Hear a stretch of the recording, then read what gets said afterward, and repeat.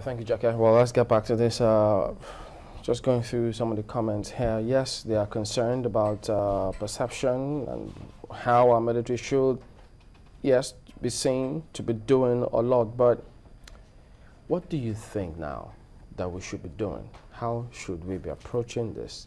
Because yes, we've heard that angle that the equipment need to show up before they move up. In the meantime, what do we do?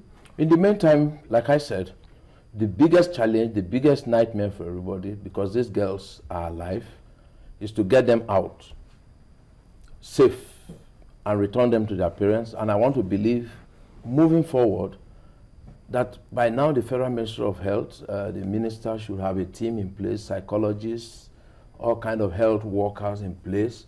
I believe strongly we are going to get those girls out by the grace of God. It's the prayer of everybody, and I must say, it's wonderful, the unity of purpose on that issue, even though for some people it might be politics. So moving forward, immediate task now, get those girls and then give them all the kind of assistance they need, medical, spiritual, psychological, and all that. I think the Federal Minister of Health, that's what we should be doing. Scenarios, we get them.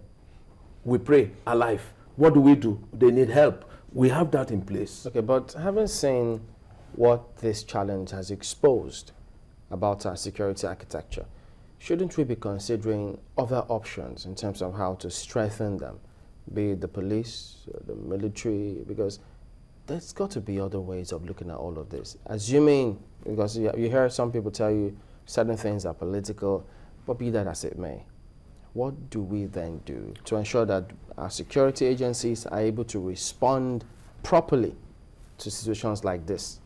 Chamberlain, as a people, and I must say this with all sense of responsibility, we have to wake up as a people and decide what we want to do with Nigeria. It's our country. We have to decide what we want to do with it. It's not in isolations. I hate us treating issues in isolations. For us now, we get these girls, we contain Boko Haram, insurgency, fine and good, we move on until the next crisis. We can't continue to live like that because as a country. Look at some of the challenges. Yes. Take the DSS, for instance. Yeah. Yes, they're doing what they can, but they need more personnel. Yeah. And then you come to the police, massive. They've got presence everywhere, but there are complaints about their modus operandi.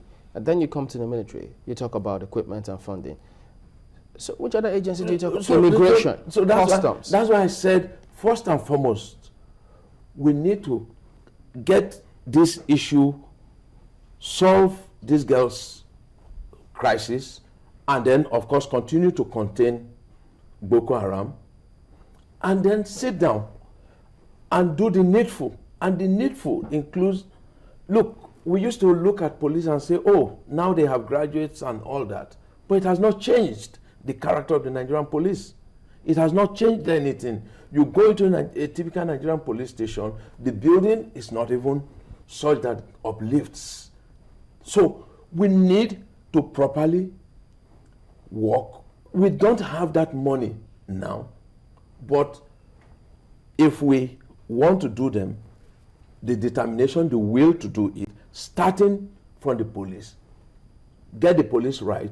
I'm not saying in the process. Yeah, but in the process that we have that some fantastic police officers, except for one. What's their number? Except for one. What's their Anthony number? who almost shot me this morning. But you have some of them who are doing very great job. No doubt about it. But like I gave you a simple example. You go to the Nigerian police now and say you are making a report. There should be a graphic artist that will be able to say, okay, yes, he wears a black cap, yes, give you a composite impression of who you are talking about. We don't have that. That's simple. Intelligence gathering. So it is okay. Do people trust the police to want to go to the police and say, this is this? No. So we need to build confidence. We need to truly, it's not just in terms of infrastructure. No, we need to do that. I saw the police barracks on my way here. We need to do a lot.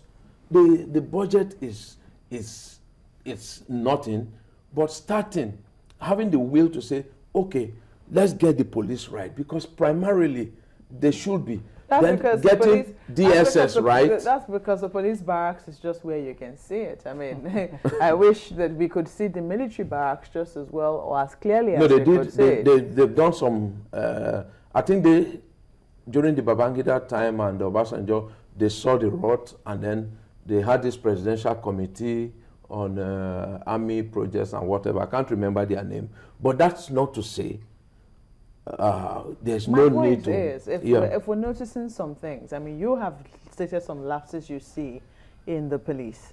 How are we so sure that the same lapses are not present in the military? No, there's no doubt about it that any human institution, there would always be problem. But the determination to solve them, it's an ongoing, every day, they spring up, you solve them. There's no doubt about that you cannot, in terms of discipline, Nigerian Armed Forces, give it to them. You cannot say that about Nigerian police. I'm not here to castigate. I'm always like pointing the way forward, that we have work on our hands. And let's not pretend about that. We have big work on our hands, getting the immigration right. Some of these issues, if the immigration is doing its job properly, if the state security services, they have personnel in almost every local government, they have facilities, they know who is coming in and all that. All those will help. But at the end of the day, it is the human intelligence that we must develop, and then it includes trust. Is the state of emergency helping? It's helping. Anybody that tells you the state of emergency has not helped is lying. Before Jonathan imposed the state of emergency, the report we were getting was that some of these insurgents were already running they had their flags and they were running some places. But, and again, it's still about us as a people. What does the state of emergency mean? It only gives the military that power to conduct search, to arrest beyond 48 hours. So how is it that when the state of emergency was proclaimed? Come again? It means the rights are suspended for that. So that's what, and then of course the stop and search, search, which is what people complain about. You are going into Abuja, there's a long queue. Again, because of our nature as a people, you know there's a checkpoint. You file behind a queue. No, it's not our way. I'm a better driver than Chamberlain, so everybody congregates to the front of the queue, and then you have a log jam.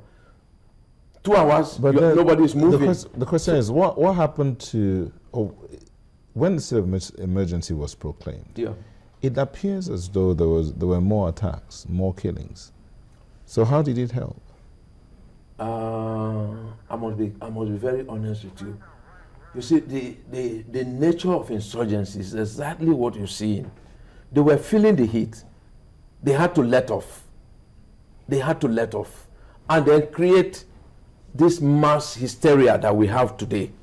That's the nature of insurgency. But on the whole, there's no doubt about it that the president took a wise decision. And I want to commend the House of Reps for also going along after the briefing by the service chiefs, agreeing to extend the state of emergency and finish up. Like they say, you scorch a snake, you leave it alive, but you have to kill it. So I think that's what the state of emergency, the extension, will do for those 3 states. And by the end of the day, I see our military overcoming this crisis and emerging triumphantly. They have history. They did well in Liberia, they did well in Mali, they did well in Sierra Leone. I'm very sure they need our prayers, they need our support. I make it a point of duty if I pass every checkpoint, and I'm sure some of the soldiers watching will attest to this fact, I stop and thank them and assure them that by the grace of God we shall overcome. But I know people who insult them. They don't have that patience to stop and be searched. Stop and search means simply the man, if he's carrying a bomb that is already primed, likely you will stop him from getting to his intended target and then minimize the damage. Emmanuel Ado, we have to thank you for coming on this morning. Thank you very much. We'll be back after this break. Please join us again.